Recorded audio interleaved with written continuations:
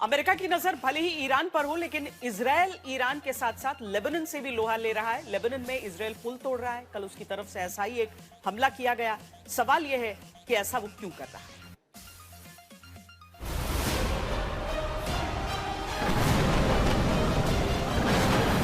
Iran युद्ध में एक युद्ध लेबनान में भी हो रहा है, लेकिन उस पर लोगों का ध्यान ज्यादा नहीं है। लेकिन इजराइल की इस कार्रवाई ने दुनिया का ध्यान खींचा जब इसने रविवार को एक पुल को उड़ा दिया।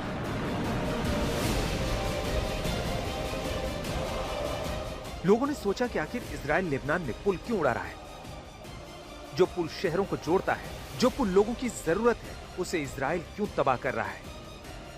इस सवाल का जवाब आज तक संवाददाता अशरफ वानी को उस जगह ले गया जहां इजराइल ने यह कार्रवाई की।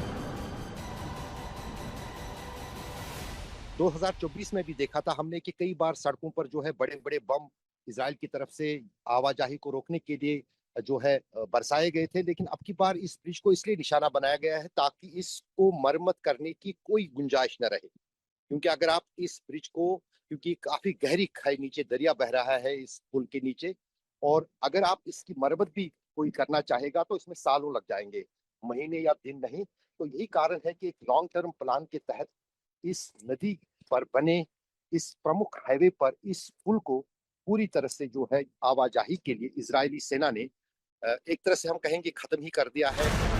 इससे पहले लेबनान इस तस्वीर की वजह से सुर्खियों में आया था, जब रूसी पत्रकार स्टीव और उनके कैमरामैन अली रिदा एक मिसाइल हमले में बाल बाल बच गए। विस्फोट उनके काफी करीब हुआ, जिसमें वो घायल हो गए, लेकिन उनकी चोटें जानलेवा नहीं थी। इस घटना का वीडियो वायरल हुआ। अब लेबनान का एक और वीडियो वायरल है, जिसे उड़ाते हुए दुनिया ने इजराइल को देखा। सवाल है, इजराइल लेबनान में पुल क्यों उड़ा रहा है। जैसे ही इस पुल पर इजराइल की मिसाइल गिरी तो पूरा इलाका धुएं के गुबार से ढक गया। इजरायली सेना ने जिस पुल को उड़ाया वो कस्मिये ब्रिज है, जिसे उड़ाने की चेतावनी पहले ही दे दी गई थी।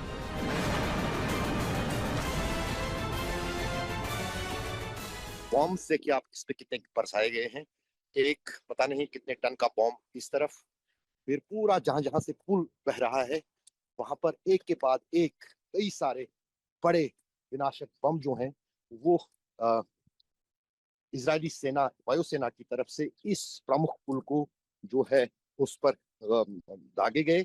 कल शाम को ही जो हमने आज तक पे तस्वीरें दिखाई, और आज तक दुनिया का मात्र चैनल है जो इस वक्त उस घटना की जगह पर मौजूद है जहां पर इस पुल को पूरी तरह से इजराइल ने खत्म कर दिया, ताकि हिजबुल्लाह के साथ साथ जो दक्षिणी लेबनान में आम लोगों की आवाजाही है वो भी अब इससे प्रभावित हो गई है। और इस धमाके के बाद इसका कितना असर रहा यहाँ पर और ये कितनी तीव्रता थी इस धमाके की, वो आप इन तस्वीरों में इसके आसपास दाएं बाएं आजू बाजू जो है वो देख सकते हैं। नवंबर 2024 को इजराइल और हिजबुल्लाह में सीज फायर हुआ था, लेकिन 16 मार्च को इजराइल ने लेबनान में जमीनी हमले शुरू कर दिए। इजराइल की तरफ से दक्षिणी लेबनान और बेरूत के दक्षिणी बाहरी इलाकों में बड़े पैमाने पर हवाई हमले भी किए गए, जिसमें कम से कम 1000 लोग मारे गए और लगभग 10 लाख लोग विस्थापित हुए। जमीनी हमला दक्षिणी लेबनान के पहाड़ी कस्बों पर केंद्रित है, जहां इजराइल हिजबुल्लाह से लोहा ले रहा है। इसी कार्रवाई में लेबनान के तटीय हाईवे पर बने एक अहम रास्ते कस्मिये ब्रिज को इजराइल ने उड़ा दिया। एक्सपर्ट का कहना है कि इजराइल की कोशिश दक्षिणी लेबनान को पूरे देश से काटने की है। दक्षिणी लेबनान हिजबुल्लाह का मुख्य केंद्र है, इसलिए इसे लेबनान से काटने के लिए इजराइल इस तरह के पुल उड़ा रहा है, ताकि जो लोग दक्षिणी लेबनान से भाग खड़े हुए हैं वो आसानी से दोबारा यहाँ लौट ना सके। उसे लगता है कि जितने लोग कम होंगे, इजराइल उतनी आसानी से इस इलाके में बफर जोन बनाकर हिजबुल्लाह को काबू कर पाएगा। दक्षिणी लेबनान में इजराइल और हिजबुल्लाह के बीच युद्ध के बाद सबसे ज्यादा कहर इस शहर पर टूट पड़ा है। पिछले 3 हफ्ते के दौरान न सिर्फ यहाँ पर कई सारी इमारतों को जो हिजबुल्लाह से जुड़ी हैं उनको निशाना बनाया गया, बल्कि कई सारे हिजबुल्लाह के लीडरों को और उनके लड़ाकों को भी यहाँ पर चुन चुन कर इजराइल ने वायुसेना के अलग अलग स्ट्राइक्स में मारा है। साथ ही सैदून शहर में ही जो फ़लस्तीनी रिफ्यूजीज़ है उनका सबसे बड़ा कैंप है और यही कारण है कि हिज़्बुल्लाह के लड़ाकों के साथ-साथ यहाँ पर अक्सर इज़राइल की तरफ से हमास और फ़लस्तीन की दूसरी जो जमातें हैं उनसे जुड़े लड़ाकों और कमांडरों को लगातार निशाना बनाता जा रहा है। कई कस्बों में, खासतौर से अगर हम ख़ियाम कस्बे की बात करें जो कि दक्षिणी लेबनान को उस हिस्से में ईस्टर्न लेबनान से जोड़ता है और बेका वैली के साथ जोड़ता है, वहाँ पर उस कस्बे पर अभी तक इजरायली सेना कब्जा करने में सफल नहीं रही है।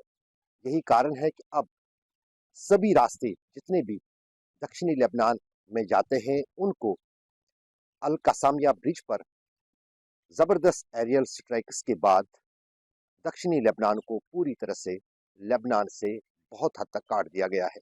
अशरफानी, सैदून, दक्षिणी लेबनान, आज तक।